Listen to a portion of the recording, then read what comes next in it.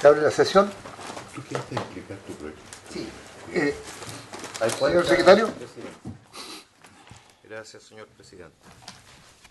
Hay un solo documento del que corresponde dar cuenta y es una carta del presidente de la Asociación de Proveedores de Industria de la Salud, la sigla APIS-AG. Se presenta la referida asociación en cuanto reúne a empresas proveedoras de equipamientos médicos, insumos hospitalarios, implantes quirúrgicos y otros.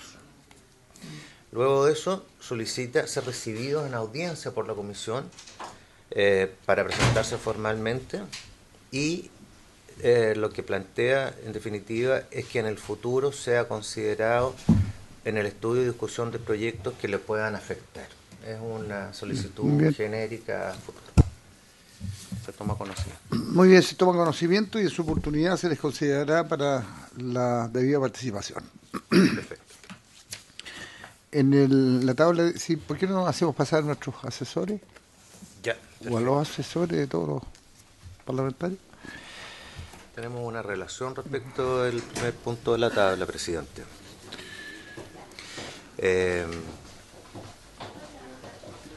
Yo había solicitado que pueda exponer Jimena Orrego.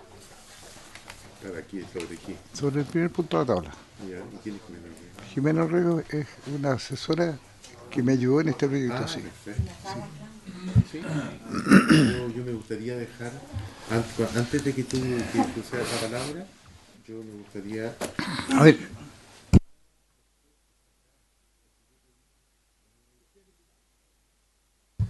Presidente, sí, no, que yo he pedido formalmente que sean invitados don Juan Poribonio, don Lucas del Villar, Ricardo Rebeco, Hernán Corral, Daniel Montalva, Carlos Peña, el rector de la universidad, Jorge Avilés, sobre todo por la opinión que existe sobre este proyecto que ya se ha conversado y que, como yo se lo solicité a ustedes y lo conversamos, nos interesa ver la visión de las universidades para poder contrastarla con lo que nos vaya a exponer ahora sobre este proyecto. Básicamente estamos hablando del proyecto de ley que establece un plazo para el retracto.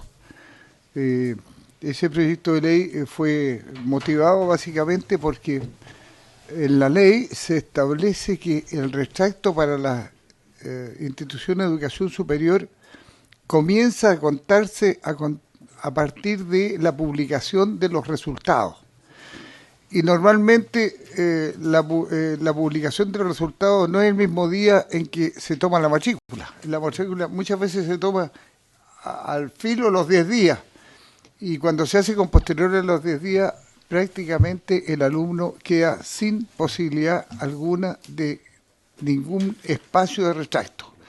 Y por esa razón hemos planteado una modificación a la legislación que regula la ley del consumidor en orden a que siempre tendrá que haber plazo efectivo del retracto y que se haga a contar de la fecha del contrato y no a fecha de la publicación, que es un acto en el que el contratante no tiene ninguna participación de aprobación o de aceptación de alguna cláusula. ¿Me permite, presidente? Senador Quintero. Antes de entrar a este primer punto, me da la impresión que en este tema del retracto de la educación superior debemos mirarlo desde otras ópticas. No debemos mirarlo como usted lo está planteando. Hoy sería incorrecto seguir regulando esta materia dentro de la ley del consumidor, considerándola como un bien de consumo, de un consumo más, la educación. Si de verdad creemos que la educación es un derecho, todo el sistema de admisión, incluido el derecho al retracto, debe estar regulado dentro del marco de la Ley de Educación Superior que se está tramitando en la Cámara. Me parece que modificar la Ley del Consumidor en este ámbito puede ser considerado como una señal equívoca. Hago este planteamiento porque creo que no corresponde.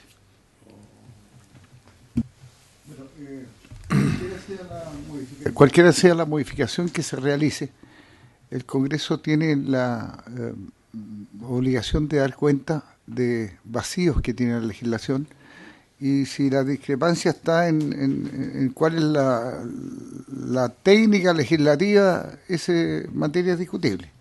El punto está en que veamos cómo garantizamos que los derechos de las personas puedan ser ejercidos. ¿Me permite? Yo estoy absolutamente de acuerdo. O sea, yo coincido con el proyecto. Lo que no coincido es dónde se trata. Yo creo que no debe ser tratado en esta Comisión de Economía, sino de Educación. Yo coincido absolutamente que digamos, de lo planteado, que el alumno no tiene ninguna garantía. Pero lo que me llama la atención, y por eso que lo hago ver antes de iniciar la discusión de este proyecto, es que creo que si estamos considerando que la educación no es un bien de consumo, no debe estar por qué en la ley del consumidor. Nada más. Ese es mi planteamiento. Senador Moreira. Yo solamente quiero decir que la nueva mayoría ha hecho una caricatura de una mala frase, que la educación es un bien de consumo, porque eso nunca ha sido así, y lamentablemente la equivocación la tuvo uno de nuestros líderes en un minuto dado. Entonces se sigue haciendo una caricatura de que es un bien de consumo. Nadie piensa que es un bien de consumo. Nosotros hemos entendido, aunque no estemos de acuerdo en las formas, en cómo se ha hecho la reforma educacional en nuestro país, y en donde no se ha dado cumplimiento a todo lo que se le ofreció. Dicho eso, yo, teniendo mis aprensiones sobre este proyecto, creo que este proyecto se tiene que ver en esta comisión, pero también en educación, y si tiene aspectos constitucionales se tendrá que ver en la Comisión de Constitución. Nosotros también muchas veces hemos pedido proyectos que no han sido enviados a la comisión. Entonces tenemos que tener un poco cuidado, porque nosotros nos estamos restando a una facultad que tenemos, nos guste o no nos guste el proyecto. Yo tengo la mejor disposición a escuchar su proyecto, presidente, porque sé que tiene buena fe. El tema es que yo quiero escuchar también a las universidades y quiero escuchar a los otros entes. Y si a mí me convencen los expositores, por cierto que yo voy a votar a favor. Muy bien.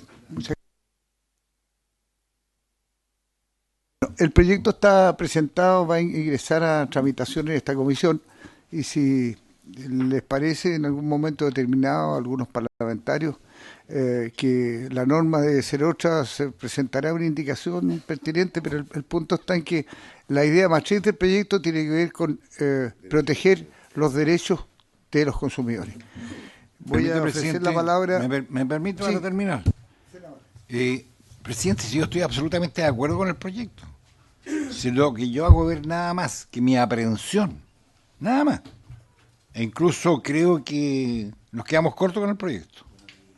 Yo digamos, protegería mucho más a los estudiantes. Pero bueno, eso es materia de la conversación que vamos a tener. Pero yo estoy de acuerdo, si quiero ver nada más que esta aprehensión que tengo, nada más. Muchas gracias. Se encuentra con nosotros la abogada y experta en Derecho de Consumidores, Jimena Orrego, a quien le he pedido que pueda hacer una exposición respecto del proyecto que trata de garantizar un plazo de retracto, de arrepentimiento para los contratantes que, especialmente en el caso de estudios superiores, como ha ocurrido con una experiencia que hemos conocido en los últimos días.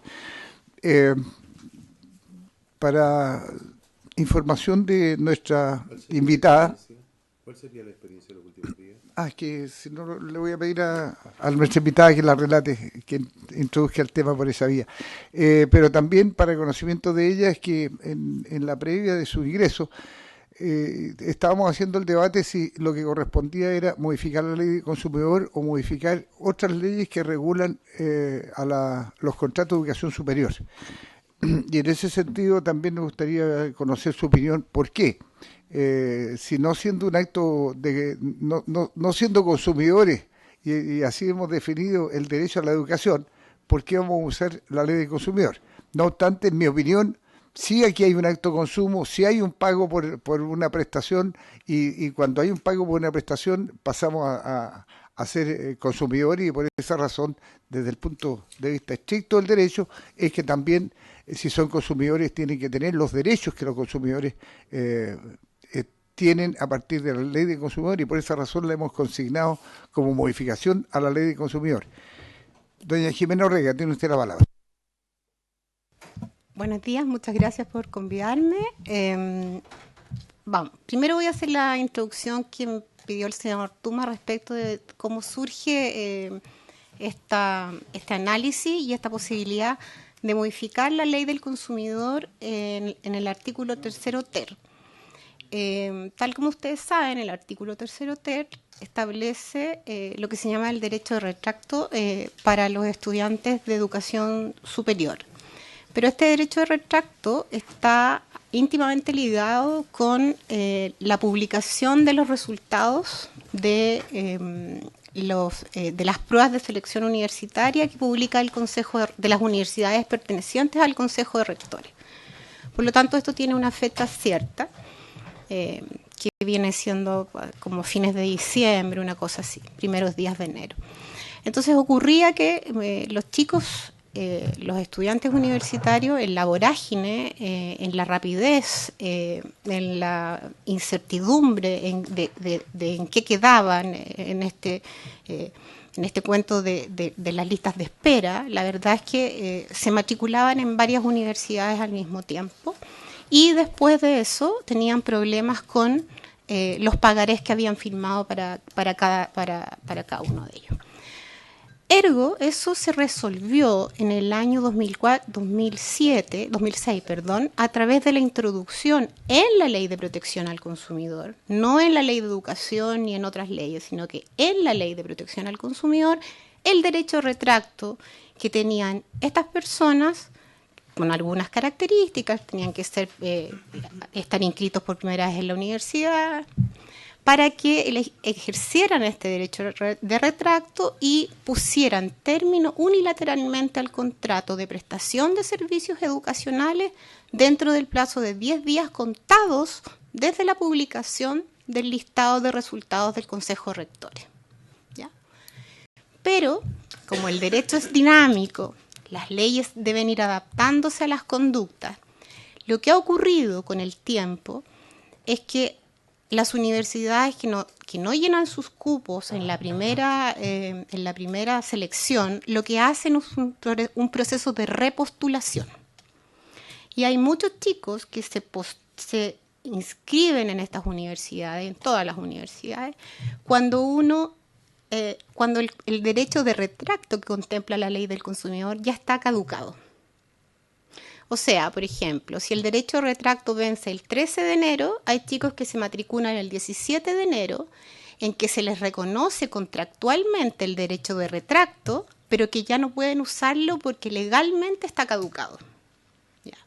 Ahora, ¿cómo nosotros llegamos al conocimiento de ese tipo de materias? Precisamente porque en mi calidad de especialista en derechos del consumidor y dado mi condición de abogado litigante, empezamos a recibir muchas de estas quejas, muchas de estas quejas, incluso provenientes de reclamos ante el CERNAC. Y como el CERNAC hoy por hoy es solamente un mediador, entonces lo que hacen, lo que estaban haciendo las universidades era decir, mire, usted firmó esto, el derecho de retracto está reconocido en el contrato, pero no lo puede ejercer porque el derecho de retracto está caducado.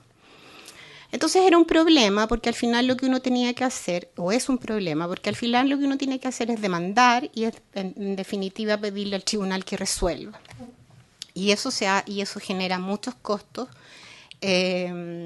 y la verdad es que por eso lo que hicimos fue proponer la modificación del proyecto, porque no es un solo caso, sino que de acuerdo con lo que hemos investigado, el 100% de las universidades tiene el contrato de adhesión escrito con esta posibilidad de uso de derecho de retracto, pero a los que ya no tienen el derecho de retracto no se les informa así. Por lo tanto, cualquiera que lee un contrato en esas características y dice tengo derecho de retracto, entiende lo natural y obvio, que puede retractarse dentro del plazo de 10 días. ¿Ya? Eso. Eso es como fundamentalmente el tema de por qué parte. Senador Moreira. La verdad que a mí me invitó el senador Tuma a firmar este proyecto, pero yo frente a la duda me abstuve. Pero yo estoy en disposición, si a mí me convencen, obviamente lo voto a favor. Y por eso nosotros vamos a citar, por su intermedio, presidente, también a las universidades. Mi pregunta es esta: ¿hay algún catástrofe, existe alguna estadística en el CERNAC, ¿sí? En el CERNAC, o algún catastro que se pueda tener? Porque lo que usted plantea, yo tengo la duda si es un hecho generalizado. Entonces, hacer una ley para un hecho que no es generalizado, que es puntual, que se puede rectificar a través de otro medio, ¿no? O modificar una ley con respecto a esa materia, porque es muy importante conocer, digamos, la cantidad de casos que se ven, si son efectivamente muchos. Obviamente que si hay un abuso generalizado o no abuso, lo que pasa es que ellos están dentro de la ley, sino que lo que hay que modificar es la ley para que se logren subsanar precisamente lo que usted ha señalado, en que la gente no puede hacer uso del retracto porque está vencido. Entonces mi pregunta es más bien de estadística para conocer cantidades, si es un hecho generalizado, porque no porque una universidad tenga un comportamiento equivocado significa que todas las universidades estén en las mismas condiciones. ¿Me permite, presidente? Senador Quintero. Ya verá, de las cosas que antes que usted ingresara yo había hecho una aprehensión.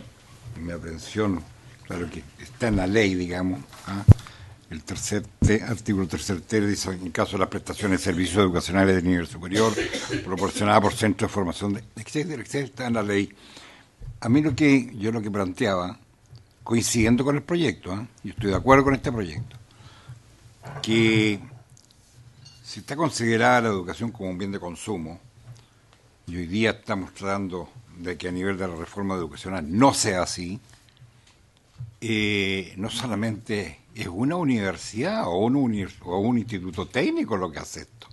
O sea, aquí el drama mayor es que cuando uno se va a inscribir a una universidad cualquiera que sea o un instituto y le dan 10 días, que a veces es en diciembre y a veces usted sabe en marzo en la universidad que va a quedar. O sea que hay un negocio de por medio. Y eso es lo que la familia, y que yo me alegro mucho que se haya presentado este proyecto en estas condiciones, para terminar con el lucro de una vez por todas, y no solamente un lucro, es un lucro sin siquiera aportar nada, por el solo derecho de que un estudiante se ha tenido que matricular o postular una carrera pensando que puede quedar en otra carrera. Entonces pierde todos los recursos en esos 10 días, que a lo mejor son los primeros 10 días de enero. Entonces, yo creo que acá no solamente es una universidad como caso, yo diría que la gran mayoría o todas las universidades, sean del tipo que sean. Sí, bueno, lo puede aclarar también. O sea, yo quiero citar el caso específico que dio motivo a esta iniciativa o a esta moción, que hizo relación con Camilo Gallardo, un joven que estaba postulando a la carrera de Química y Farmacia en la Universidad Andrés Bello y se matriculó exactamente un día después que había vencido los 10 días, producto de la corrida de alternativas que ofrecen a la educación, en la educación superior. Y entonces él pagó su matrícula de 130.000 pesos, más la firma de los pagarés por parte de sus apoderados, de orden de los 4,5 millones de pesos. Cuando en reiteradas ocasiones intentó obtener de la universidad la aceptación del retracto, fue tramitado durante 30 días, 40 días, para finalmente decirle que no le iban a reconocer ese derecho porque estaba vencido. Entonces, un drama para una familia que no tiene los recursos. Yo los conozco, son personas que vienen de sectores muy vulnerables, de la comuna de Cholchol, en la Araucanía, y con mucho sacrificio han estado aquí en Santiago para lograr que el joven pueda estudiar en esa universidad. Sin embargo, cuando toman la decisión de cambiarse de carrera o arrepentirse del contrato, se encuentra que la ley no le da el derecho.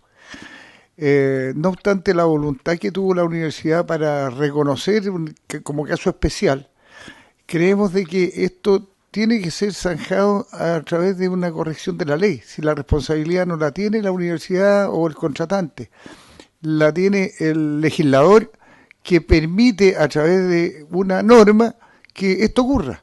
Y por esas razones que queremos cambiar la norma, pero ya no solamente para los contratantes en la educación superior, sino que para todos los servicios educacionales. Señora Jimena. ¿Puedes decir el nombre de la universidad? No tiene sentido. Tiene sentido, porque, perdón, presidente. Tiene sentido, porque aquí se está diciendo una cosa que es generalizada y yo creo que no es generalizada. Por eso le hemos pedido a las universidades que vengan. Entonces, yo quiero saber qué universidad es, porque si usted me dice que es un caso en la universidad, no significa que sea un hecho generalizado. A ver, es el caso que me llegó a mí, ¿no es cierto?, como parlamentario de la región de la Araucanía. ¿Pero cuál es la universidad? Nada más. Y ocurre que el hecho de que me haya llegado un caso a mí no significa que sea el único. Conocemos las reclamaciones que en la oficina del consumidor permanentemente se están recibiendo por temas de retracto. Y no cambia mucho si tenemos el nombre de la universidad o no tenemos el nombre de la universidad. Además, se ha hecho un tema público, la Universidad Andrés Bello. Está bien, pero no hace la diferencia respecto a los fundamentos del proyecto. Jimena, por favor. A mí me hace la diferencia, perdón, Senador. A mí lo que me hace la diferencia es que lo que yo quiero saber, porque aquí se le critica a todas las universidades, como que todas las universidades privadas fueran frescas, y eso no es así. Yo lo que quiero ver cantidades, y aunque sea una o dos o tres personas, pero me interesa saber, no por una universidad, tú vas a enlodar a las demás. Ese es mi tema. Yo no estoy entrando en el fondo del proyecto, de la buena fe, de que es bueno que esto se modifique, porque también se podría haber modificado de otra manera, pero tú lo estás haciendo como un proyecto de ley, muy bien fundamentado de la perspectiva de ustedes. Entonces, para tomar una decisión yo tengo el derecho de saber a quiénes afectan. Y si hay una universidad que se está aprovechando de eso, bueno, ahí nosotros tenemos que denunciar ese hecho, pero que no paguen el pato todas las universidades. Ese es mi punto. En realidad, yo quiero reconocer de que no hay un aprovechamiento. Hay un uso de una ley que está en favor de quien ofrece los servicios. Perfecto. Y lo que tenemos que hacer es equilibrar los derechos entre el que ofrece el servicio y el que lo recibe. Y por esa razón he presentado el proyecto de ley, por esa razón me he afirmado en que para los efectos del análisis del proyecto y los fundamentos del proyecto no tiene importancia quién está haciendo uso de esa ley. Lo importante es que la ley está defectuosa. Jimena, por favor. Ahí parece que estoy hablando, sí. Senador, respecto de la estadística, nosotros ya hemos pedido al CERNAC que nos informe respecto a los reclamos, ¿ya? De los reclamos en general de todas las universidades, sean de consejos rectores, sean universidades privadas, sobre este. Ahora, usted dijo algo así como que no es un abuso porque está en la ley. La verdad es que técnicamente sí es abusivo, no desde técnicamente sí es abusivo desde la nomenclatura de los derechos del consumidor. Porque cuando uno habla de derechos del consumidor, lo que uno tiene que tener siempre claro es que son las asimetrías existentes entre las partes, ¿ya? Y las asimetrías se dan por distintas razones. En el caso específico de las universidades y en el caso específico de este tipo de contratos, estos contratos que se firman cuando está ya caducado el derecho de retracto, la simetría es muy brutal porque se trata de lo que se ha denominado en doctrina la incapacidad del consumidor para entender lo que lee. Aún estando escrito que el consumidor tiene derecho al retracto, y aún cuando el consumidor leyera lo que es el retracto, porque además el retracto lo remiten a la ley, es decir, no lo expresan claramente en el contrato, el consumidor no es capaz, por lo que se llama racionalidad imperfecta, de entender por qué no va a poder usar el derecho al retracto. Él naturalmente cree que puede usarlo y uno debe entender que se pone ahí para que eso también sea un factor de decisión al momento de. Entonces, la ley del consumidor lo que intenta, por sobre todas las cosas, es acercar las asimetrías que existen propias de este tipo de relaciones de este tipo de contratos. No decimos que sean malos per se. La legislación los reconoce, los contratos de adhesión, los ampara, los contratos de adhesión, pero al mismo tiempo le entrega una serie por esas garantías que tienen los contratantes adhesivos, le entrega al proveedor una serie de obligaciones, que es lo que se ha llamado, que es lo que la doctrina llama el deber general de conducta del proveedor. El proveedor es el garante de los derechos de los consumidores. ¿Por qué es el garante de los derechos del consumidor? Porque es la parte fuerte de la relación de consumo. Es la que sabe o debe saber cómo va a operar una determinada cláusula o un determinado derecho. Ahora, los derechos del consumidor están considerados derechos humanos de tercera generación. Así de brutales son. No voy a entrar a discutir aquí si es un derecho social o es un derecho es un bien de consumo, porque esa es una discusión que excede. Pero sí, las Naciones Unidas consideran que dentro de los derechos humanos de tercera generación, los estados firmantes, los estados miembros de las Naciones Unidas deben estar especialmente preocupados de los contratos o de las vinculaciones entre las instituciones de educación superior y los contratantes. Y habla específicamente, y esa es una cuestión muy interesante, porque extiende la noción de derechos humanos ya no solo al Estado, sino que también a las empresas. O sea, las Naciones Unidas dicen que las empresas vulneran derechos humanos. Y dentro de los derechos humanos están los derechos de los consumidores. Por lo tanto, uno lo que tiene que hacer como Estado es tender a proteger precisamente estos derechos humanos de tercera generación, que son los derechos de los consumidores, ¿ya? Esa es una segunda consulta.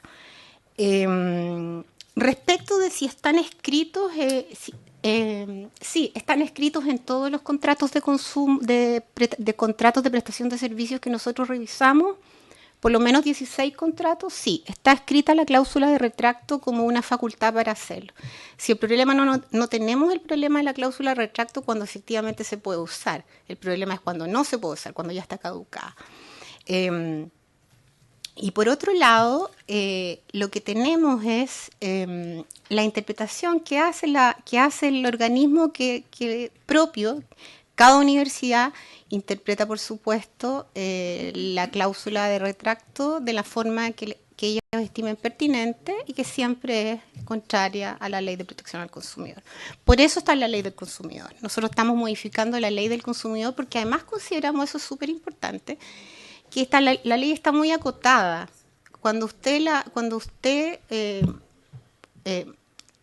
lo que hace es enlazar un plazo a un hecho determinado, como en este caso es la publicación de los resultados del Consejo de Rectores, de las PSU del Consejo de Rectores, lo que hace en realidad es que le quita a la ley, hay algunas características que son esenciales, como son la generalidad, la pureza, en realidad está demasiado vinculada a un hecho y eso en realidad complica el ejercicio. Eso. Senador Moreira, tiene la palabra. Me parece muy... ¿Usted es profesora? No, por lo de pedagógico que nos ha explicado, y yo les agradezco eso. Mire, esta comisión, independiente, de forma transversal de las miradas políticas que uno pueda tener, le hemos dado bastante celeridad a todo lo que es defensa del consumidor.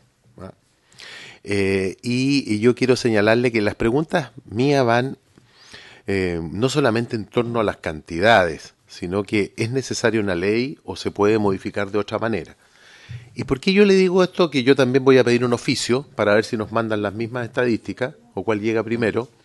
Le voy a pedir un oficio, presidente, a CERNAC para que nos informe lo mismo que ha pedido ella de tener las cantidades de denuncias al respecto. Ahora bien, es importante tener del CERNAC. Yo no le voy a pedir esto a las universidades porque me recuerdo que aquí estamos viendo un proyecto de ley de los bienes durables, en donde nosotros hemos invitado a las empresas a que vengan a exponer. Entonces, todo el mundo se queja, ¿y por qué le hago el símil? Todo el mundo se queja, y la sensación que hay es que los servicios técnicos obligan, estoy hablando de sensación, es que los servicios técnicos obligan a un auto de una determinada marca a llevarlo a su propio servicio. Y los cobros son sumamente altos. Entonces la gente lo toma como un abuso eso. Y es un abuso. Entonces aquí vinieron ellos a explicarnos acá y nos dijeron, pero oiga, si los reclamos son el 1%. Nadie reclama, el 1%, y trajeron una cifra. ¿Qué quiero decirle eso? Que yo no quiero pedirle esta información a la universidad ni tampoco, en el otro caso, a las automotrices. Quiero pedirle a CERNAC, que es un dato ilustrativo para nosotros. Como yo aquí he hablado que hay un tema sensible de lo que le sucedió a una persona, usted por su labor profesional de estar litigando, ¿usted siente que esto del retracto, en los términos que lo ha planteado el senador Tuma, es como una cosa que está instalada el abuso que al final queda caducado el retracto? O sea, es una cosa, presidente, por su intermedio, yo sé que está... ¿usted lo siente como una cosa que está instalada, que la gente lo siente así? Senador, más que un... Perdón. Gracias, senador Moreno. Por favor. Más que una sensación, porque en realidad los abogados no actuamos por sensaciones, sino que actuamos por hechos concretos que se nos presentan, es un hecho cierto que las universidades tienen un solo tipo de contratos de adhesión. Y ese solo tipo de contrato de adhesión contempla, como yo le decía, dentro de sus cláusulas, el derecho de retracto, porque el derecho de retracto es atractivo para los estudiantes. ¿Por qué es atractivo? Porque ellos dicen, bueno, me puedo inscribir en muchas y tengo este derecho de retracto cuando ya decido cuál es, que es lo que se llama el íter contractual en los derechos del consumidor. ¿Cuándo empieza el íter contractual? ¿Cuándo empieza el acto de consumo? El acto de consumo empieza cuando el consumidor decide que va a estudiar algo, cuando decide dónde va a estudiar el algo. Ahora, eso que parece tan reflexivo en una cantidad de tiempo tan acotada como es el que se da para ingresar a las universidades, no permite esa reflexión. Por lo tanto, el tipo dice, pero no importa, me inscribo en 10, pero dentro de 10 días tengo para retractarme de todas, ¿ya? Y entonces, en todos los contratos está puesto el derecho de retracto porque es además un factor de decisión. Si no estuviera puesto el derecho de retracto, probablemente habría muchos menos matriculados, ¿ya? Esa es como la... Entonces, sí, yo he tenido muchos casos, muchas denuncias, ¿ya? A propósito precisamente de este proyecto de ley. Ahora, muchas o pocas es absolutamente subjetivo porque desconozco cuál es la cantidad de gente que se matricula y se retracta. Eso seguramente lo debe tener el CERNAC, el Ministerio de Educación. Pero a mí lo que me parece es que la ley, en los términos en que está planteada hoy, carece de generalidad, carece de... está muy vinculada a un hecho y por lo tanto está la ley, está la trampa, ¿ya? Por lo tanto, a mí lo que me parece que una ley debe ser simple, o sea, no es que me parezca, son características de la ley, es la simpleza, y por lo tanto debiera tener el estudiante el derecho de retractarse dentro de 10 días desde firmado el contrato. Derecho que por lo más se considera en otro tipo en otro tipo de normas en la ley del consumidor. El derecho de retracto no es novedoso en la ley del consumidor. Está expresamente estipulado a propósito de la venta a distancia o por Internet. Usted tiene derecho a retractarse cuando compra a distancia o por Internet dentro del plazo de 10 días. Por tanto, uno se pregunta entonces, ¿por qué si yo me puedo retractar de haber comprado un televisor, un par de zapatos por Internet, no voy a tener el mismo derecho en una cosa tan fundamental para la vida de un ser humano como es la educación? Entonces ahí aparece como muy desintonizado el tema del retracto. Gracias Jimena. Le voy a permitir una intervención a Eduardo Barros, quien nos ha asesorado en este proyecto referente al proyecto. Por favor. Gracias, señor presidente. Y para aportar una buena pregunta que hace... Si puedes prender. Presidente, me parece muy buena la pregunta del senador Moreira y también la que ha planteado el senador en el siguiente sentido. Una cosa es ver si hay reclamos o no hay reclamos, pero otra cosa es ver lo que nosotros nos fijamos, en qué condiciones de las que ha escrito la abogada se encuentran universos de prestaciones de servicios. Es verdad que es un derecho y es una discusión mayor, pero que hay provisiones de derecho que se hacen por públicos y por privados, y esa es una discusión que tiene la sociedad, pero cuando la están haciendo privados y contratan, ¿qué garantías debieran tener desde este derecho protector? Hay 1.247.000 alumnos y familias que firman estos contratos. Que reclamen o no reclamen porque tenían o comprendieron lo que era el retracto es una cosa, pero otra cosa es decir que universo, y eso solamente en institutos profesionales. Si vamos, pensemos otra cosa, pensemos en la mamá que pone en la sala cuna privada, o pensemos en su hijo que fue a estudiar inglés. La misma cláusula está ahí, que si él no va, tiene que pagar todo el año y pierde la matrícula. ¿Es eso adecuado en nuestro marco jurídico del derecho y protección a los consumidores? Esa es la pregunta que nos hicimos de fondo, porque hay una mirada y estamos buscando la base de datos del reclamo, pero el que no se reclame un derecho o un abuso no significa que la norma que progresó el 2006 y que tenía una regla en la Cámara de Diputados que fue modificada después en el Senado, porque en la Cámara de Diputados se había planteado 30 días, es sobre este bien, y es muy buena ahí la pregunta, la reflexión, dice, ¿se está reclamando? ¿Se está reclamando? ¿Qué pasa? ¿Cómo se usa? ¿Es lo mismo comprar una camisa que comprar o adquirir o tener el ejercicio de un derecho social por la vía de provisión privada con un contrato respecto a la educación? Esa es nuestra pregunta. Y ahí el universo, y tenemos las bases de datos de que solo lo que tiene el Ministerio de Educación, ese 1.245.000 familias. Lo que no tenemos es conductores, inglés, a eso podemos sumar guarderías, colegios privados donde las familias se ven en esta condición. O usted estaba postulando al uno o al otro, y si no, se retractó, o se tuvo que cambiar de colegio, o se tuvo que cambiar a otro lugar, finalmente no solamente no ejerce el derecho al retracto, sino que pierde la matrícula y paga el año completo, incluidas las instituciones de las Fuerzas Armadas, por ejemplo. Eso quería aportar respecto a la fase de datos. Gracias, Eduardo. Senador Moreira. Mire, Jimena, a mí lo que me ha hecho mucho sentido, porque a mí me invitó, pero quería que se lo firmara al tiro. Entonces, si ese problema que tenés tú, oye, firme. Entonces, si las cosas uno las conversa, primero usted debe estar sentado acá. Usted. Me lo ha explicado perfectamente acá, usted como asesor. Lo que más hace Eso sentido... significa que es un muy buen asesor. Pero si siempre nosotros trabajamos junto con él, aunque tengamos diferencias en algunas cosas. Sí, ¿no es cierto? No, mira, lo que yo te quiero decir, lo que me hace sentido es una cuestión mucho más profunda. Y a propósito de lo que yo dije delante de los bienes durables. Nosotros estamos preocupados de extender la garantía de productos. Y aquí estamos hablando algo más de alma, más... Es comparable lo que usted dijo, que es comparable la educación, que es una decisión de futuro de una persona, con un artefacto eléctrico o una pana. Ese es el punto que a mí me hace mucho sentido. Uno aquí tiene que actuar con digamos, como el abogado del diablo, tiene que hacer preguntas, digamos, para ver, porque a veces nos critican que legislamos de una manera, y ¿para qué legislaron sobre eso? Quedan más problemas. Pero aquí hay una cuestión más filosófica, por decirlo así, mucho más profunda.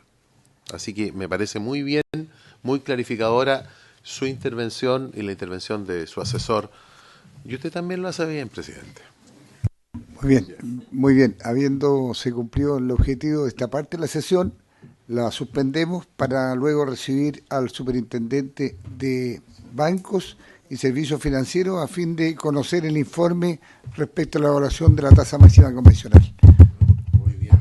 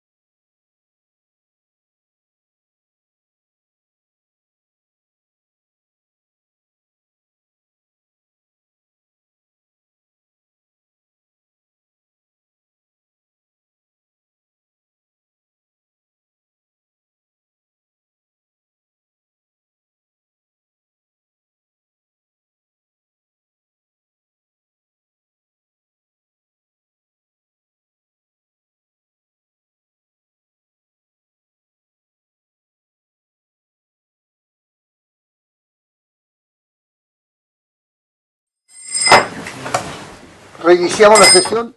Esta segunda parte de la sesión tiene por objeto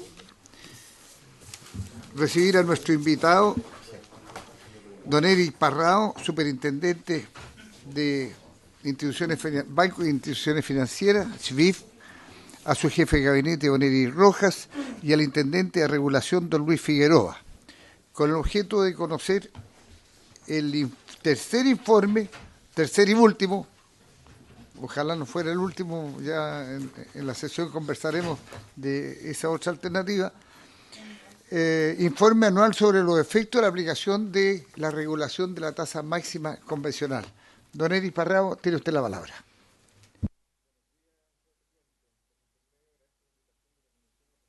Tercer informe de evaluación de la tasa máxima convencional. En esta oportunidad, como usted señaló, me acompaña el intendente de regulación. Sí. Y el intendente de regulación está a cargo de la producción de este tercer informe a través de su departamento de estudios. Y también me acompaña el director de comunicaciones y también jefe de gabinete, Eric Rojas. Y como introducción general, quiero plantear primero que la imposición de máximos a la tasa de interés obviamente tiene la característica de proteger a los consumidores, pero también tiene la consecuencia natural de que a algunas familias se limita el crédito y por lo tanto lo que estamos haciendo en este tercer informe es hacer el diagnóstico respecto a este posible efecto sobre la tasa máxima convencional y sobre la potencial salida. Por eso, obviamente, una política buena de tasa máxima convencional debe ser suficientemente adecuada para evitar esos temas colaterales. Este tercer informe es el informe más sofisticado de los tres que hemos presentado. Es un informe bastante técnico es profundo en el análisis estadístico y econométrico, está utilizando las mejores metodologías estadísticas y econométricas que hoy día se encuentran, y además en paralelo estamos trabajando con investigadores internacionales asociados al Banco Mundial y a la Universidad de Chicago. Entonces, acá obviamente completamos el análisis que nos obliga de una forma la ley a través de este tercer informe, pero seguiremos trabajando en los diagnósticos sobre el mercado del crédito de consumo. Entonces, para estos fines trajimos una presentación respecto al contexto, enfocado obviamente en el cambio legal a partir de la promulgación de la Ley 20.715 sobre protección a deudores de crédito en dinero, que modificó la Ley número 18.010, declarando tener como uno de los principales objetivos reducir la tasa de interés de los créditos cobrados a los usuarios más vulnerables del sistema. Es decir, hay una suerte de protección a los clientes que utilizan el mercado del crédito. La nueva ley definió el segmento objetivo en aquellas operaciones inferiores o iguales, equivalente a 200 UF, en moneda nacional no reajustable y de 90 días o más, y también cambió la forma de cálculo del techo para las tasas, anclándola a un segmento de préstamos de mayor monto. Asimismo, la ley encomendó a la Superintendencia de Bancos e Instituciones Financieras la fiscalización de este tipo de operaciones otorgadas por bancos e instituciones colocadores de fondos por medio de operaciones masivas de crédito de dinero.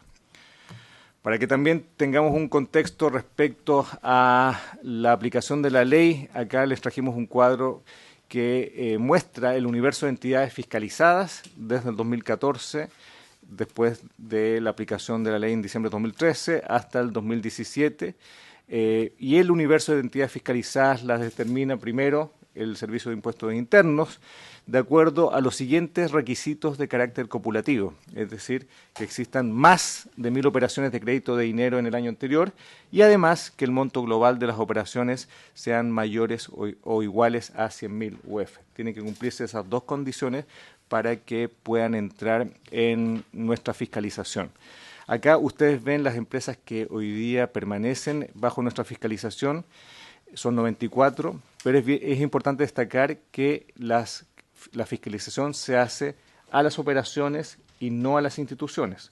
Obviamente en algunos casos también fiscalizamos a instituciones, como en el caso de los bancos y las cooperativas y ahorro crédito más grandes, pero en el caso de la aplicación de la ley de tasa máxima convencional, solo fiscalizamos las operaciones crediticias. ¿Okay? Por eso ese 94 incluye a las entidades, pero estamos concentrándonos en las operaciones. El informe anual lo que plantea, y esto es una obligación que nos mandata la ley, es producir un informe una vez al año por 3 años. Y por lo tanto, como usted planteó en la introducción, este es el tercer informe que involucra recursos, que involucra tiempo y obviamente es una de las mejores reportes en el sentido de que es bueno hacer un seguimiento de las políticas públicas a través de este tipo de análisis. La ley específicamente exige pronunciarse sobre 4 materias. Primero, las estimaciones cuantitativas del beneficio obtenido por los deudores, las estimaciones cuantitativas de la reducción en el volumen de operaciones de crédito. Tercero, las estimaciones de los costos operativos impuestos a las instituciones fiscalizadas. Y por último, las estimaciones de los costos administrativos adicionales asumidos por la propia superintendencia. Las conclusiones de este tercer informe se basan en la información de todas las operaciones de crédito de dinero cursadas por entidades bancarias y no bancarias durante el año 2016. Es decir, acá no estamos hablando de estimaciones gruesas, sino que estamos hablando de todos los datos que obtuvimos respecto a nuestra fiscalización, que incluyen no solamente las entidades bancarias, sino también las entidades no bancarias. Y por lo tanto, en el contexto de la presentación, la agenda es equivalente a los capítulos del tercer informe, en que veremos el cálculo y evolución de la tasa máxima convencional, la estimación del beneficio obtenido por los deudores, la estimación de los efectos sobre el crédito, la estimación de los costos de implementación y terminamos también con un capítulo de evaluación y recomendaciones posteriores. Entonces empecemos ahora con la primera sección sobre el cálculo y evolución de la tasa máxima convencional. ¿Ya? Acá presentamos la evolución de la tasa máxima convencional pre y post nueva ley de tasa máxima convencional, como ustedes pueden ver en la línea gris, hasta diciembre de 2013 era la antigua ley de tasa máxima convencional, y después seguimos con las líneas amarilla y la verde, o naranja y verde, que es la aplicación de la nueva ley de tasa máxima convencional, y además hicimos el ejercicio de replicar la tasa máxima convencional previa con la ley antigua. Y esa es la línea azul que está más arriba y que hoy día estaría en torno al 42%. Pero en el caso de la nueva ley estamos hablando de tasas en torno, ya en régimen, en torno al 36%, para el caso de tasas máximas convencionales entre 0,50 UF, y estamos hablando de 29% para las tasas de los créditos más grandes de 50 a 200 UF. ¿Ya? ¿Qué significa esto en términos de caídas? En términos porcentuales, por ejemplo, tomamos la tasa máxima convencional en diciembre de 2013, cuando empieza a regir la nueva ley, y la comparamos con diciembre de 2016 y vemos una variación de 17,27. Caída en la tasa de interés. Para el rango 0,50 UF y para el rango 50-200 UF vemos que esta caída es aún mayor y llega a 24,27. ¿Ya? Simplemente estamos tomando las diferencias entre la tasa máxima de diciembre de 2016 y la que estuvo presente en diciembre de 2013. Entonces vemos tasas bastante significativas. Es importante decir que hoy día ya estamos en régimen y por lo tanto ya no se aplican estas caídas del 2% trimestral en la tasa, y por lo tanto ya estamos convirtiendo al régimen, y las variaciones que vamos a ver más adelante simplemente las vamos a ver porque hay variaciones en las tasas de mercado. Sería bueno, superintendente, porque usted pudiese explicar, porque esto lo están viendo muchos televidentes, respecto de cómo se calculaba antes la tasa y por qué teníamos un resultado determinado. Y luego, ¿cuál fue el cambio sustantivo que hicimos en la modificación de ley? Perfecto. ¿Cuáles son las diferencias que hay? En el caso de la ley anterior, teníamos una tasa de interés corriente que uno se enfocaba en el tramo más pequeño de 0 a 200 UF.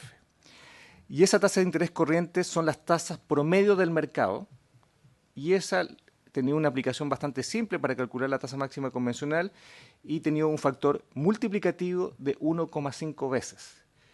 Es decir, si la tasa de interés corriente era 10% y lo multiplicamos por 1,5, eso llegaría a 15%. Así de simple. Si vemos la historia en los niveles de la tasa máxima convencional, estamos hablando de tasas cercanas al 58% en diciembre de 2012, principios de 2013. Entonces, obviamente son tasas bastante altas. ¿Qué es lo que hace la nueva ley? La nueva ley dice no debiéramos concentrarnos para hacer el ajuste de la tasa máxima convencional en la tasa de interés corriente del segmento más pequeño, 0,200 UF, sino que deberíamos concentrarnos en el segmento más grande de 200 a 5.000 UF, donde hay más poder de negociación entre las partes, entre las instituciones que entregan crédito y los clientes. Es un mercado mucho más competitivo, son tasas de interés más bajas, y ese es el pivote que se utiliza para hacer el cálculo de la tasa máxima convencional. Y en vez de tener un factor multiplicativo de 1,5, se incluyen factores aditivos dependiendo de qué tramo estamos hablando. En el caso de la tasa máxima convencional de 0,50 UF, el factor aditivo es del 21%, y en el caso de la tasa máxima convencional de 50-200 UF, el factor aditivo es de 14%.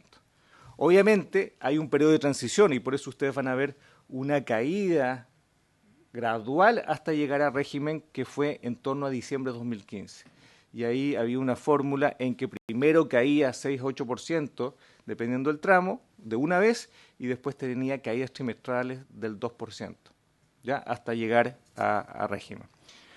Y además había un factor de protección, en el sentido de que si el flujo de crédito caía mucho más bajo un trimestre respecto al trimestre septiembre-noviembre de 2013, ahí esa transición se frenaba, ya no cayendo al 1%, ya no cayendo al 2%, sino cayendo al 1%, o si la caída era más baja que el 80%, simplemente se frenaba. Y eso no ha ocurrido, el factor de protección no se ha gatillado y por eso tenemos una transición constante hasta llegar al régimen que hoy día estamos observando. Bien, muchas gracias. Es bueno hacer la clarificación, Sí, de todas maneras. continúe, por favor. Muchas gracias.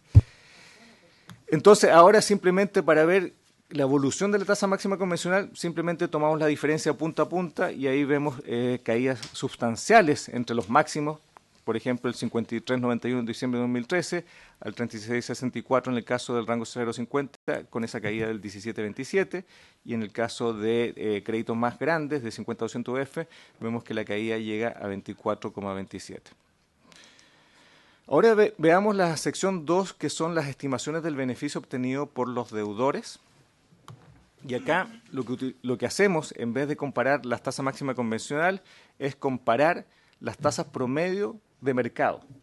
Entonces tenemos la desagregación entre tasas de interés de 0 a 50 UF en los créditos, tasas de interés promedio de 50 a 200 UF y la tasa de interés de todo el segmento 0 a 200 UF. Y acá en términos simplemente del gráfico vemos una caída también sustanciales, que acá las vamos a ir revisando cuánto es la diferencia específica de cada producto. Estos gráficos son bastante importantes porque acá hacemos y revisamos las distribuciones de tasa de interés por segmento, banca, no banca y también por producto. Entonces acá, por ejemplo, en el lado izquierdo tenemos la banca con un rango de 0,50 UF de los productos crédito en cuotas, líneas de crédito y tarjetas de crédito. La línea verde, la línea de más arriba, es la tasa máxima convencional, ¿ya? La línea naranja es el promedio de las tasas de los créditos cursados en cada uno de esos periodos, ¿ya? Y la línea azul es la mediana. Es decir, si uno ordena de mayor a menor, simplemente tomamos el punto del medio, ese es el indicador de la mediana, que generalmente coincide si está bien distribuido y en algunos casos obviamente no coincide porque la distribución está sesgada hacia un lado. El área gris de ese gráfico, por ejemplo, si tomamos el primer gráfico del crédito en cuotas de la banca de 0,50 UF, determina la distribución del percentil 25-75. Es decir, si ordenamos todas las tasas que se entregan en los créditos y sacamos las colitas, el 25 de abajo y el 25 de arriba, tenemos esa área gris, que es la distribución de las tasas de interés de los créditos en cuotas.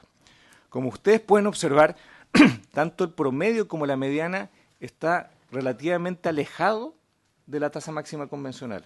Es decir, esta mediana y este promedio está alejado de la tasa máxima convencional, sobre todo en los primeros años, 2014 y parte de 2015, pero ya empieza a toparse un poco con la tasa máxima convencional el percentil más alto, del 75 al 100%, donde están las tasas más altas. ¿Qué quiere decir esto? Que en el caso de los créditos en cuotas, la tasa máxima convencional y la aplicación de la ley no ha sido restrictiva en este caso. En el caso de crédito en cuotas, para bancos. Después, si vemos las líneas de crédito, ¿qué es lo que vemos? Que al principio de la aplicación tampoco fue tan restrictiva, pero ya a fines de 2014, principios de 2015, vemos que ya los promedios y las medianas se pegan bastante a la tasa máxima convencional. Y lo mismo ocurre de alguna forma con las tarjetas de crédito. Acá en las tarjetas de crédito hay una diferencia entre la mediana y el promedio, porque hay muchas ofertas de pago en crédito, pero con precio contado. Estas 3 cuotas precio contado, 8 cuotas precio contado, 10 cuotas precio contado. Entonces, por eso los promedios a veces se desvían y por eso vemos esas áreas grises que están en algunos casos bien abajo, porque estamos considerando tasa cero en algunos casos, ¿ya? Entonces, si uno tiene que tomar una conclusión acá es: no ha sido restrictivo en el crédito en cuotas, pero sí está siendo restrictivo porque se están pegando los promedios a la tasa máxima convencional en el caso de las líneas de crédito y las tarjetas de crédito. Para el caso de los oferentes no bancarios, de nuevo en el mismo rango 0,50 UF, acá tenemos menos información porque ellos entraron recién en el 2015 y por lo tanto acá estamos tomando solamente la última parte de esta tasa máxima convencional, sería desde acá, por eso es más bien plano. Y ahí vemos una situación similar a los bancos en el sentido que hoy día la distribución alcanza al máximo, pero los promedios y la mediana no están pegados en la tasa máxima convencional. Esa es la situación para los créditos entre 0 y 50 UF. Ahora bien, si nos vamos a los créditos más grandes, de 50 a 200 UF, y acá para que las personas que nos están mirando tengan referencia, 50 UF estamos hablando de 1.300.000 pesos, y en el caso de 200 UF estamos hablando de un poquito más de 5.300.000 pesos. Esas son como las diferencias. Acá es mucho más claro que en el caso de crédito en cuotas, la aplicación de la tasa máxima convencional no ha sido restrictiva, ¿no es cierto? Como vemos, todos los promedios, las medianas y esta distribución 25-75 todavía no está tan cerca de la tasa máxima convencional, pero de nuevo se repite la historia respecto a las líneas de crédito y a las tarjetas de crédito. Superintendente, Sí. Ahí quisiera detenerme yo, porque los televidentes podrán darse cuenta el efecto que ha tenido esta legislación precisamente en los créditos en cuota, que teníamos una tasa cercana al 55, 58%, y después lo estamos viendo en el orden del 24, 26, notable. Eso determina y eso demuestra que teníamos razón cuando señalábamos de que habían tasas usureras en el mercado que no decían relación con el costo del dinero, y por eso se justificaba aún más una modificación a la tasa máxima convencional que venía desde hace mucho tiempo estableciendo una tasa permisiva para abusar de quienes necesitaban un crédito. Esto que estamos viendo acá es que desmiente la campaña de temor o de terror que se planteó por parte de los otorgantes de crédito respecto de que aquí se iba a parar el crédito, de que esto no podía ser, de que no se podían regular las tasas, de que no se podía atentar contra esto, de que era una norma que prácticamente sagrada y que el techo tendría que ser el 1,5 de las colocaciones. Bueno, cuando cambiamos la referencia de cuál iba a ser el techo y dijimos, mire, el techo no puede ser el promedio de las colocaciones de las tasas de interés, porque ahí estamos incluyendo el promedio de las colocaciones de los pequeños créditos, que eran extremadamente altas. Y esa extremadamente alta, aún más con el factor multiplicador del 1,5, los dejaba prácticamente en tasas indecentes, por decirlo menos. Bueno, cuando se modifica la ley y se establece otro criterio para establecer la tasa máxima, diciendo, mire, aquí la tasa del mercado es aquella que es capaz de negociar el deudor.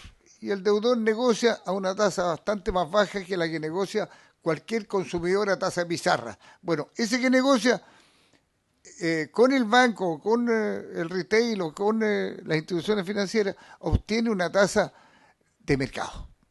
A esa tasa de mercado le dijimos, mire, vamos a ser generosos y le vamos a agregar un aditivo que en el caso de los pequeños créditos es de 21, como usted dijo, y en el caso de los créditos mayores de 1 millón hasta 5 millones le vamos a colocar 21 puntos, 14 puntos. Entonces, y después habían temor de que, mire, es que si ocurre esto, esta ley pudiese crear una hecatombe en el sistema financiero, y por tanto vamos a colocar una precautoria, una preventiva, y vamos a poner un freno en el caso de que se desbancarice determinados sectores. No ocurrió nada, no se desbancarizaron. El sector financiero siguió haciendo su negocio, los que daban crédito lo siguieron haciendo, pero ahora con márgenes razonables, sin abusar de la necesidad del crédito de las personas.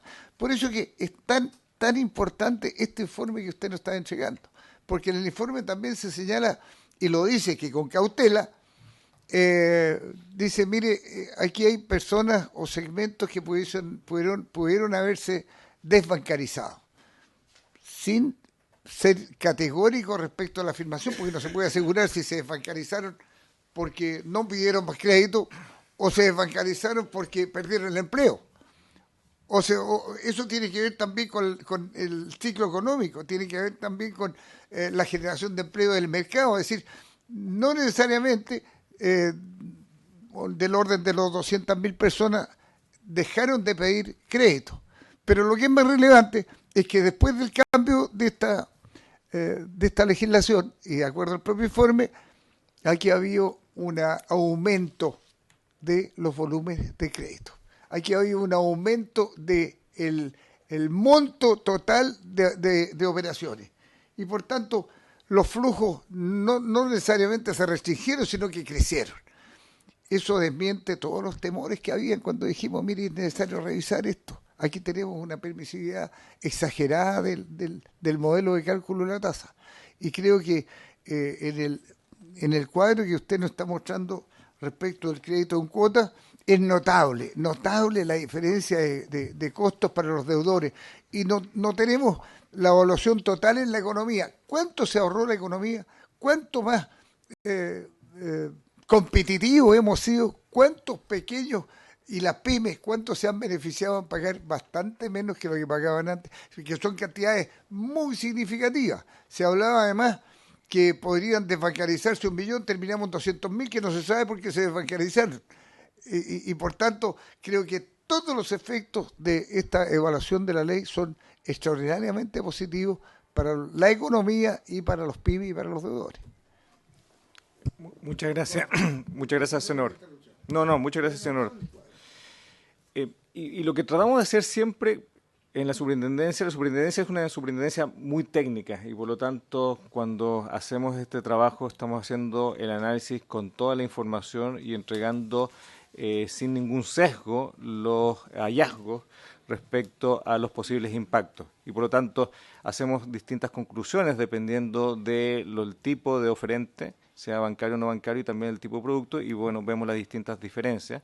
Y por ejemplo, cuando ya entramos a calcular las diferencias puntuales respecto a los promedios de las tasas de interés, obviamente vemos que hay un impacto en caídas de tasa de interés de alguna forma en todos los productos de los créditos de consumo, sean el crédito de consumo en cuotas, sean las líneas de crédito o sean las tarjetas de crédito. Por ejemplo, si uno toma las tarjetas de crédito, las tasas de tarjeta de crédito, en promedio tenemos una variación de 8,3 puntos porcentuales de caída para el rango 0,50 UF y 11,48 para el rango 50-200 UF.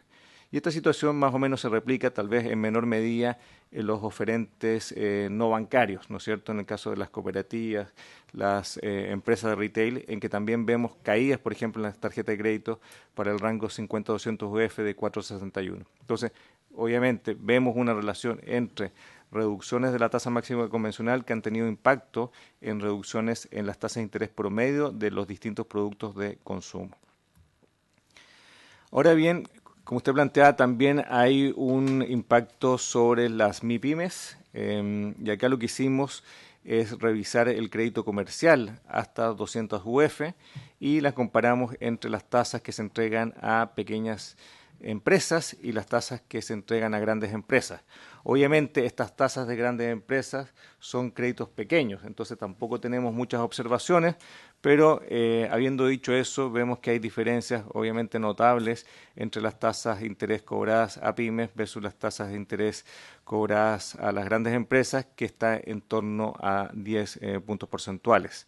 Ese es el primer gráfico en la comparación entre la línea verde y la línea azul.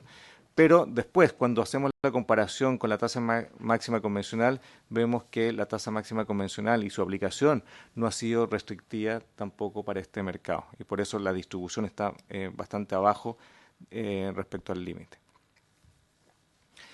En el caso de las tasas de crédito con descuento a pensión en la banca, que también no son muchas observaciones, vemos que al principio no eran restrictivas y hoy día ya vemos que los promedios y las medianas están pegándose en la tasa máxima convencional, pero esto es un producto bastante específico que simplemente lo mostramos por completitud. Ahora, nos vamos a la sección 3 sobre la estimación de los efectos sobre el crédito.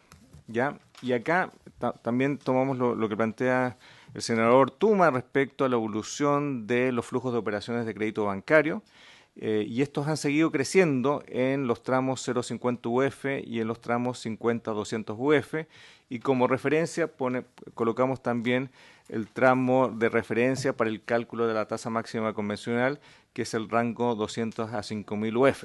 Y acá, obviamente, revisando las tendencias, vemos que los flujos siguen creciendo constantemente en el tiempo. No nos quedamos con esto, hicimos análisis econométricos para explicar si había alguna diferencia entre los rangos más pequeños con el rango más grande y no vemos diferencias mayores. Y también, como se planteó en la introducción, el factor de protección que estaba incluido dentro de la ley tampoco se aplicó porque nunca tuvimos caídas en el volumen de crédito respecto al trimestre septiembre-noviembre de 2013.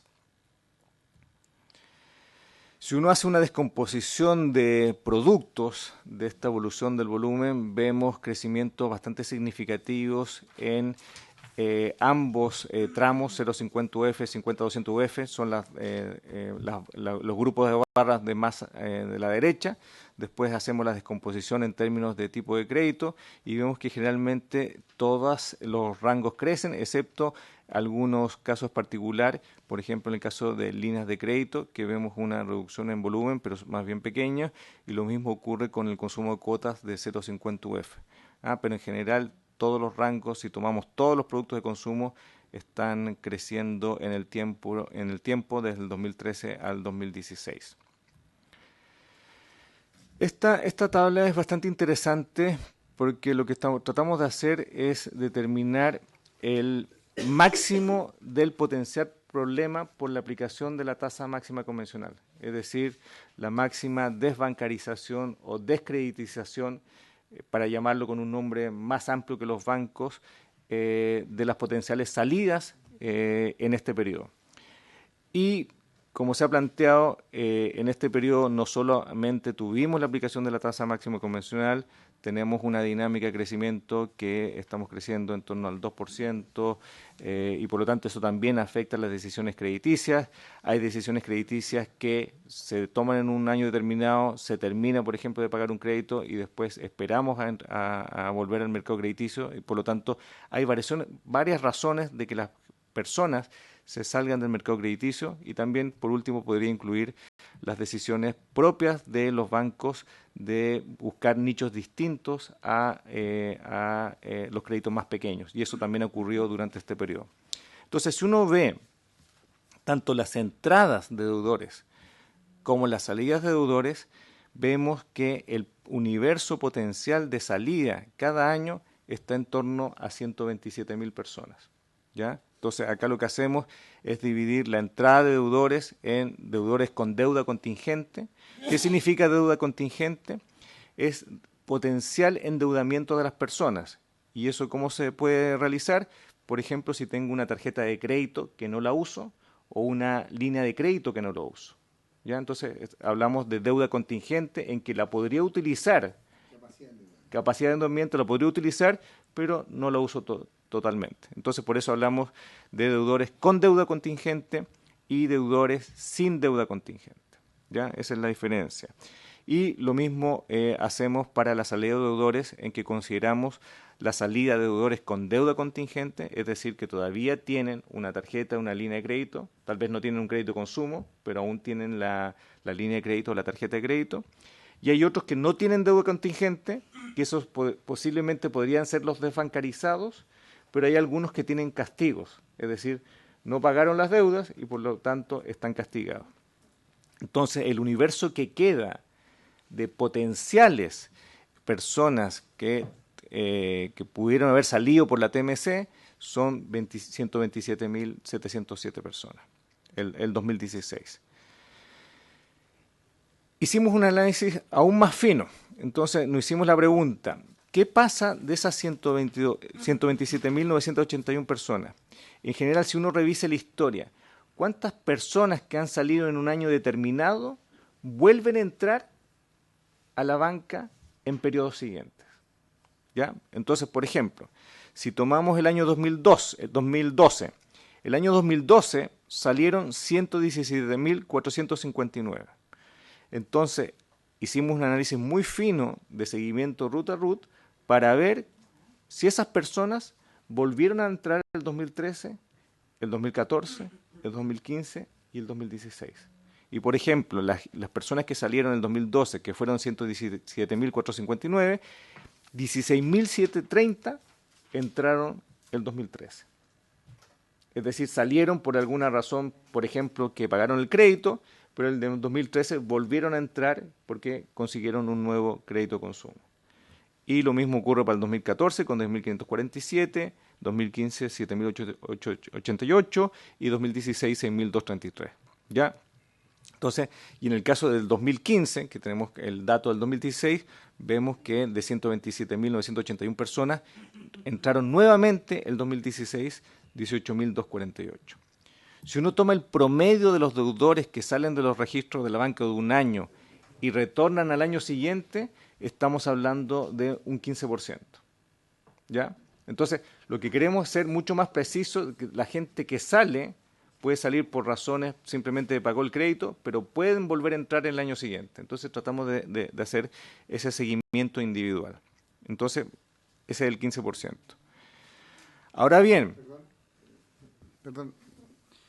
Usted dice que el promedio de personas que regresan al sistema después de haber salido es un 15% Al año siguiente. al año siguiente. Pero no me cuadra con las cifras. ¿Podemos ver el cuadro? Ahí está. La última línea. En la última línea estamos hablando de porcentajes finales cada año de 41, 35, 30, 24, 14. Sí, el 15% es la diagonal, ¿no es cierto? Sale en el 2011, entra en el 2012. Si sale en el 2012, entra en el 2013. Entonces, lo que yo estoy revisando es simplemente la diagonal, no el acumulado, porque en el acumulado, claro, si uno suma todo, es el 41, el 35, el 30. Solamente estoy tomando de un año para otro. 2015 como un buen ejemplo. Exactamente. 2015 es un buen ejemplo porque solamente tenemos información del año siguiente, que es 2016. ¿Ya? Entonces, si tomamos todas las diagonales... Pero el 2013, el 2012 también tenemos información, y el 2012 dice, salieron 117.000 y al año siguiente se incorporaron 16.730.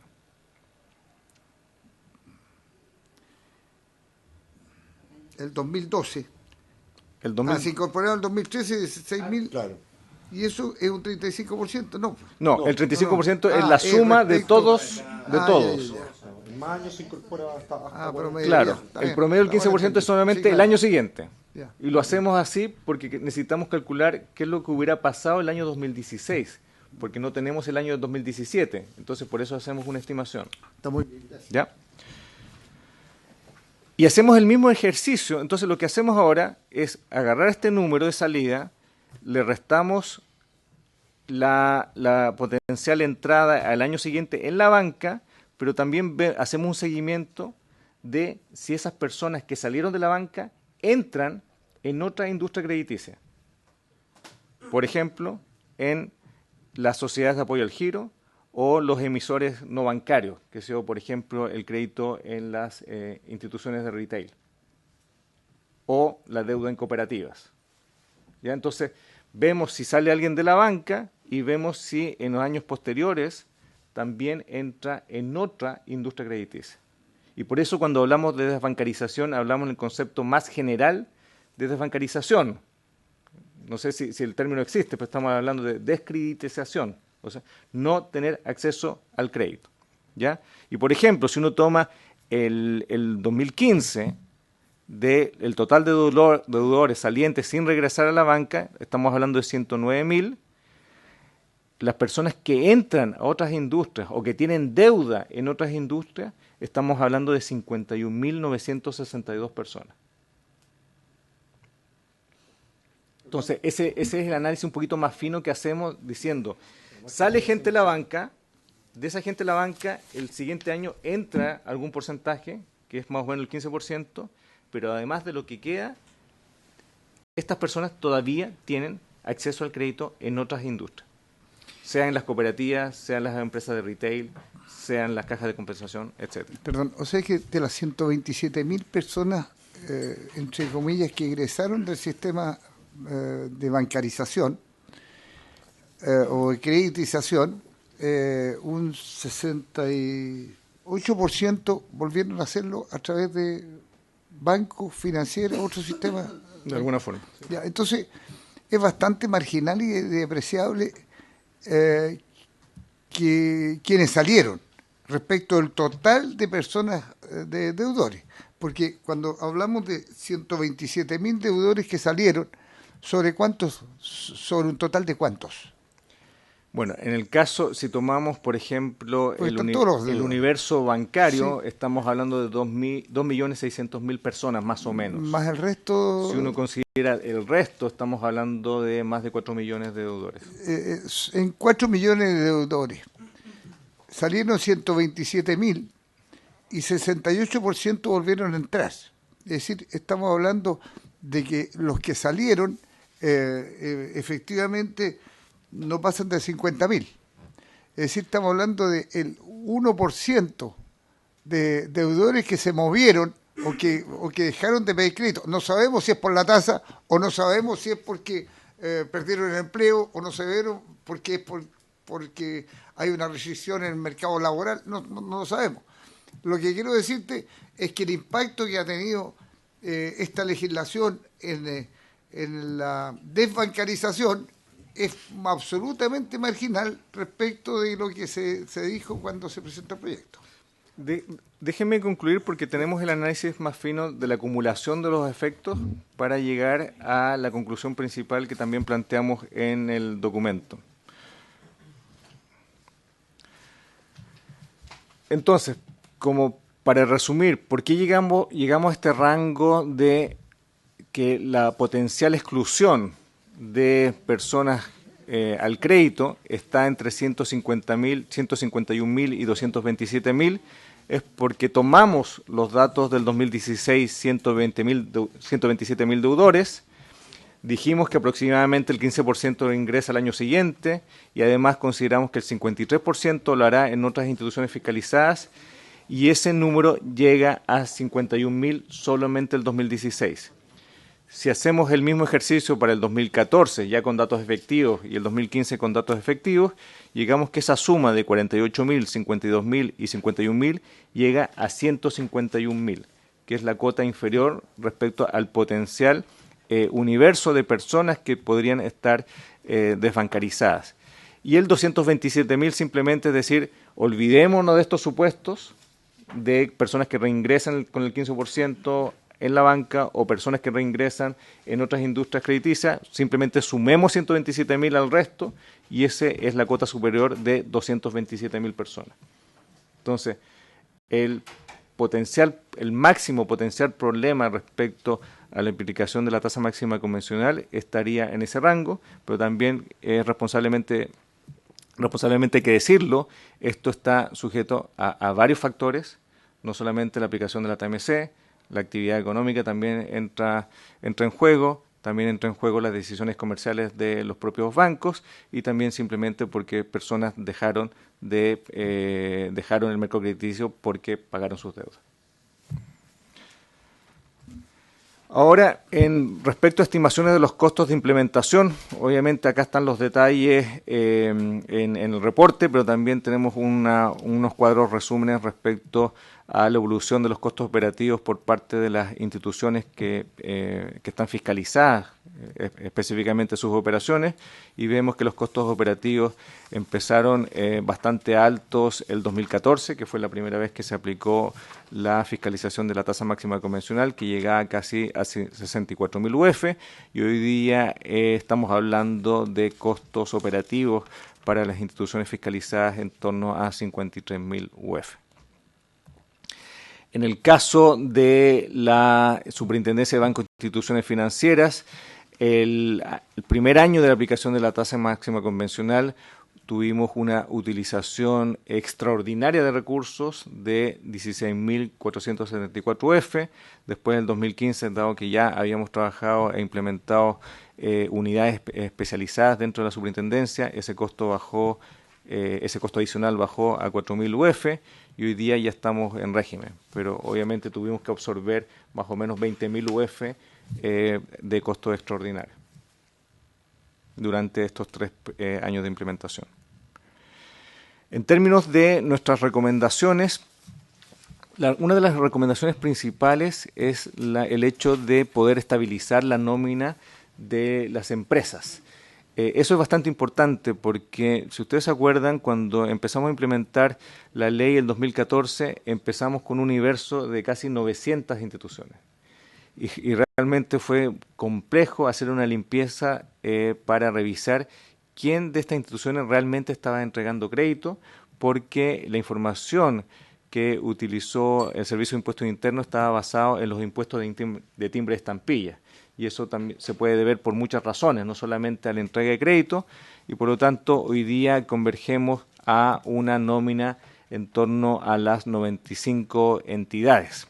Y lo que estamos planteando, y que dice relación con la segunda recomendación, es limitar la nómina a aquellas entidades cuyas operaciones realmente sean fiscalizadas, puedan ser fiscalizadas, y por lo tanto se ingresen las nuevas instituciones que están entrando al mercado crediticio con las condiciones copulativas de 1.000 operaciones y 100.000 UF, y por lo tanto tengamos una permanencia un poco más estable de esas nuevas instituciones, y las instituciones que no cumplen con esas condiciones copulativas obviamente pueden mandar cartas de reposición para hacer el análisis y poder descartarlas de nuestro perímetro regulatorio. Otro punto importante, dada la cantidad de empresas, es la presunción de domicilio. Tuvimos el problema el 2014 y en algunos casos el 2015 de que no recibimos respuesta. Mandamos una carta diciendo que usted entraba de fiscalización, pero simplemente no recibimos respuesta y obviamente necesitamos las facultades para asumir el domicilio y ejercer las sanciones que correspondan simplemente por no contestarnos. Deberes de información muy importante. Pero, Sí. ¿te refieres a instituciones fiscalizadas? Exacto. ¿Y que no recibieron respuesta porque el domicilio no correspondía? Porque el domicilio no correspondía o simplemente no quisieron contestar. Entonces, obviamente, eso nos pone en un problema porque además no tenemos presencia regional. Entonces, hay casos que hay que ir a una región y visitar el domicilio, mandamos cartas certificadas y era bastante complejo ese análisis para ver cuál era el perímetro regulatorio final que nos quedaba. De nuevo, empezamos con 900 instituciones, y 900 instituciones, obviamente, no todas esas instituciones entregan crédito, no todas esas instituciones existían al momento de la revisión y por lo tanto necesitamos esta presunción de domicilio, que sea mucho más específica dentro de la ley. Después están los temas de deberes de información, contar con información de respaldo. Hoy día los plazos de la información de respaldo son distintos a los plazos de la aplicación de la ley, por lo tanto necesitamos que esa información tenga un par de años más guardada o respaldada para poder revisarla en periodos siguientes. Otro punto importante, y que eso también lo hemos planteado de alguna forma en el informe y también públicamente, es el monitoreo más fino del segmento de crédito de menores montos, porque como vimos, la salida de estas 127.000 personas y después el rango potencial de 151.000 a 227.000 está concentrado en los segmentos de menores ingresos. Si uno revisa, por ejemplo, en términos de renta, estamos hablando que casi el 90%, entre el 80 y el 90% son personas de menores ingresos y por lo tanto queremos hacer un enfoque especial para revisar cuál ha sido la evolución de ese tipo de familias. Y otro punto importante que también estamos revisando y estamos empezando ya el trabajo es el análisis de rechazos de solicitudes de crédito de nueva gente, en el sentido de que hoy día estamos hablando de salida de gente que ya existía dentro del sistema crediticio, pero también queremos entender la cantidad de rechazos de personas que no tenían historia crediticia y que el banco simplemente le dijo no, y que pueden ser razones bien asociadas y directamente asociadas a la aplicación de la tasa máxima convencional. Entonces estamos haciendo también esa solicitud a los bancos y a las otras instituciones fiscalizadas para que nos entreguen información respecto a rechazos en solicitudes de crédito. ¿Ya? Bueno, con eso termino. Son recomendaciones bien específicas que obviamente se las planteamos al Ministerio de Hacienda. se las planteamos al Congreso y queremos hacer un seguimiento sobre todo mucho más específico, como dije, al segmento de menores montos para ver si la evolución es consistente con la historia o vemos un cambio estructural respecto a la aplicación de la tasa máxima convencional. Muchas gracias, senador.